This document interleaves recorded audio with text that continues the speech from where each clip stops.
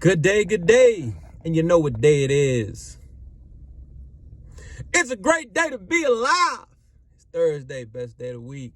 It's a great day to get better. All right, the NFL today. It's been on my mind for 2 or 3 days. I'm speaking to a young man, talk to me about the NFL. And I'm not going to give you too much of his business, but take your heart out this game. Understand the NFL and probably now high school through college is business. If you don't understand the business, it's going to be painful.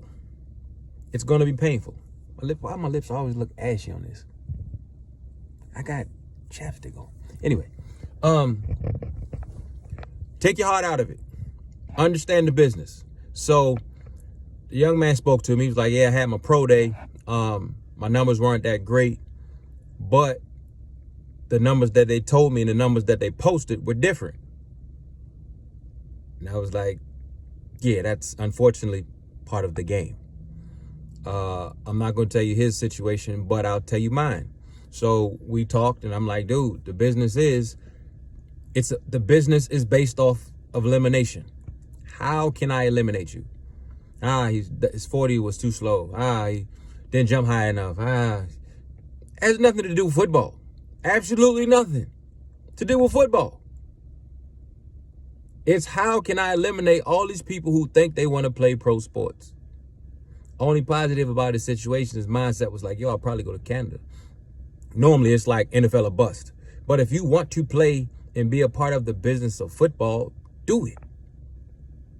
And if you get your opportunity, obviously take advantage of it. But if you don't have that opportunity, make one. Keep grinding, keep doing what you got to do. And then still going to the CFL or some of these other leagues may be a good business move. Might be. Obviously, you won't make as much money, but who said you'll play as long to get the money, right?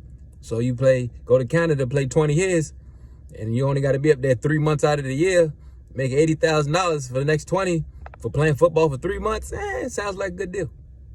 Versus playing 1 or 2 years in NFL, might make $100,000. Oh no, shoot, him more than that now. 300, 500, whatever the minimum salary is. Then you got to take all the jock taxes out. But back to the point, because I'll go off on a tangent. So I told him my story. I said, yeah, that's part of the business. I said, I was hitting numbers.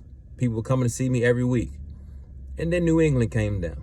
New England was like, hey, we need emergency. We looking at you. We need you to work out right now. So the coaches grabbed me. I'm not even sure it was illegal because I did multiple workouts.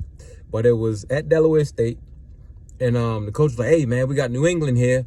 I don't think it was official, but they was like, well, they want to see you work. So I hit my numbers. I'm jumping 38, 40 inches off the ground. Whatever my time in agility, they weren't looking for me to be agile. I was 6'4", well, probably 6'2" then. 6'2", 6'3", 205 to 210 pounds.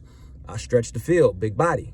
So agility, I think I did 14, 15 reps to the 225.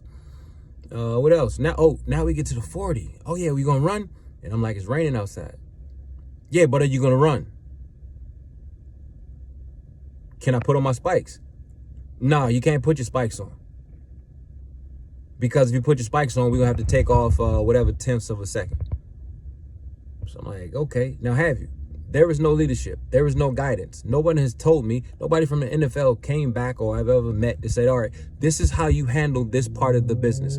You don't have to run. I didn't have to, but the situation of a 21-year-old getting the opportunity to play in the NFL, there's a pressure to run. Now, previously, I was on record of running a 4.38, averaging running a 4.41. But coming from a black college, nobody ever mentioned it. But yet somebody else run a 4.41 or 4.38. Oh, he has world-class speed. He's super fast. These numbers can be seen, and they're on record. But what New England did was, it was a brand new track. Delaware State just got a brand new track. I had on brand new shoes. And it was raining.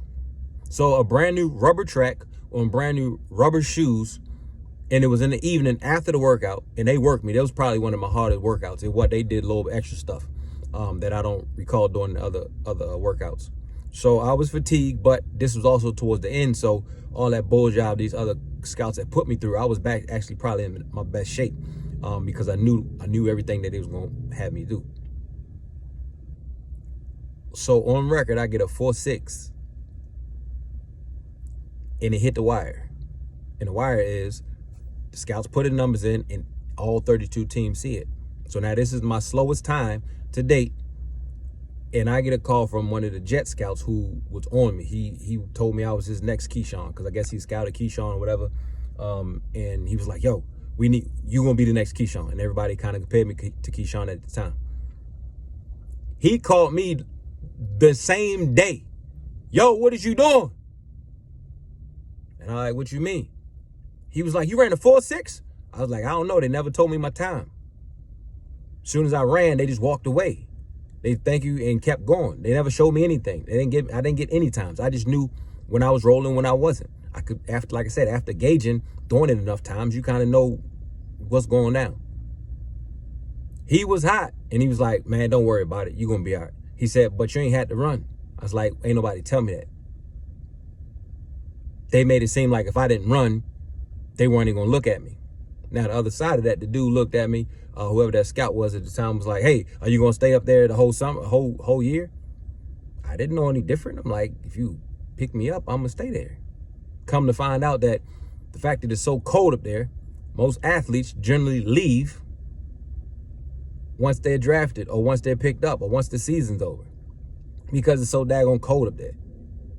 So the whole time he plotting and planning on trying to see versus what I'm going to say versus what I do. I'm 21. I ain't never been to New England. What's up in New England? What am I going to go there for? Only time I've probably been up there is to play football. But it's disappointing and disheartening because guess what? Nobody tells you. Nobody says, guess what? These scouts, these coaches will lie to you in your face. I got another story. I'm going to see if I might have to chop this up. My other story of how this business is business. I go to Chicago. I think David Terrell was their guy. That was the guy they wanted. They sent me to the room. They brought me in. They paid for me to come up there. They sat me in the room. I'm looking at the coach. He looking at film or whatever. And then I was like, yeah, what do you think about my 10 touchdowns? And he was like, that's pretty good. I said I had 10 touchdowns in 2 games. You think that's pretty good? Who's done that? And he said, you had 10 touchdowns in 2 games? And I was like, you ain't never looked at my film. I was never a concern for you. I was never even on your radar. Somebody else brought me in here for you to talk to me and so on and so forth. So I never got a chance to talk or how you supposed to do the whole thing at the combine. But I knew once he said he didn't even look at my film, he didn't know I scored 10 touchdowns in 2 games, there was no need for me having a conversation. And for me, who I am and what I am, I can say I'm a man. I've always been a man. So if you don't respect me, I'm not going to respect you. So once he didn't know who I was or what I have done, there was no need for a conversation. So I just sat there and just watched film, whatever we was doing, until it was time for me to leave. Take your heart out this game. It's business. Go in it with a business mindset of how can I establish this money for the rest of my life. Stop buying this bull jive cars, this bull jive jewelry, and understand that you ain't going to play long. And then you're going to look at that jewelry, because I did it, and was like, I don't even wear this stuff. See, for me, I brought the jewelry when I thought I was going to be an R&B artist. When I started to get into music, that's when I brought my jewelry. But while I played, I had a Volvo. Had a Volvo for at least 3 years. And then when everything was over, I went crazy and like, all right, well, I'm going to get the car that I wanted. Then I went and got a BMW. Bought a couple people other cars. Started tricking off, gave money away. I didn't think long term.